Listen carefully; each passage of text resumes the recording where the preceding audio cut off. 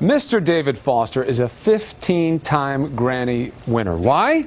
I'll tell you why. He has worked with the greats. You've heard his music so many times you don't even know it yet. And I must brag about him. Listen to what's going on in this man's life.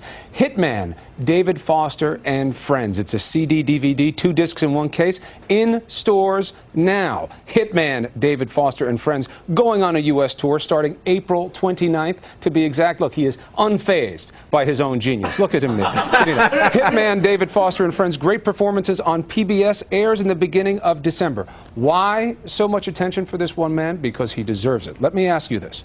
Josh Groban, right? Celine Dion. This beautiful and talented young woman, Charice. How is it that you find a way to succeed with so many different types of people? Maybe it's my upbringing, Chris. You know, I grew up on Vancouver Island, and we sort of, as Canadians, had to like work twice as hard to be taken half as seriously. So you kind of learned a lot. I studied classical music, then I was in Chuck Berry's band when I was 16. So I went from classical to rock and roll all before I was even really ready for the world.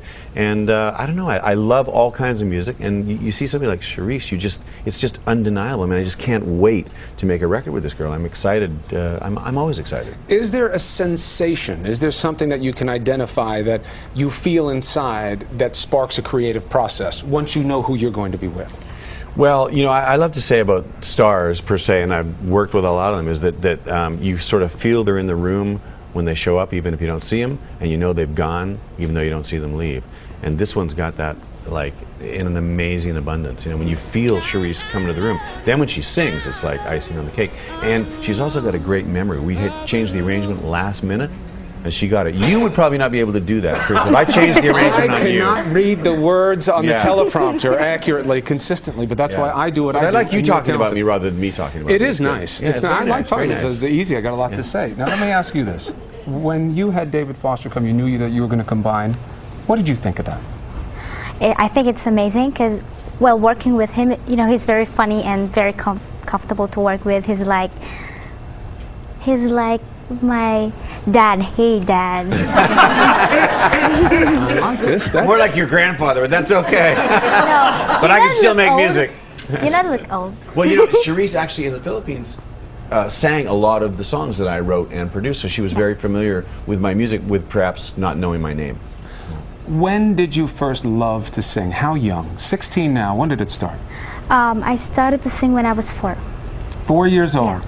And when was it that people started saying to you, wow, you're really good? I started to join singing contests when I was 7. And then you lost, right? Yeah, I lost in the Philippines, and then he discovered me in YouTube.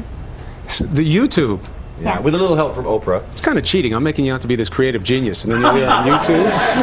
Where's the inspiration? Well, where's the spark? You talk about Vancouver. You're reading cue cards. I'm talking without cue cards, okay? Who's the genius? That's true. That's true. Fair point. Fair point. Fair point. The song we're going to hear now, "I Will Survive." Mr. Foster, young Charice, take it away. Pleasure. Thanks, Chris.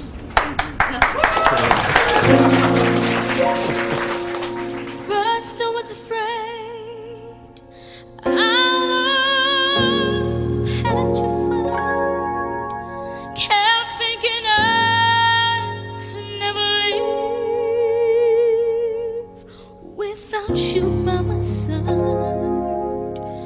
But then I spent so many nights thinking how you did me wrong, and I grew strong. And I learned how to get along. I saw you back, and saw you back, and saw you back from my space. I just walked in to find you here with that sudden look upon your face. I should have changed my stupid luck. Should have made you live again.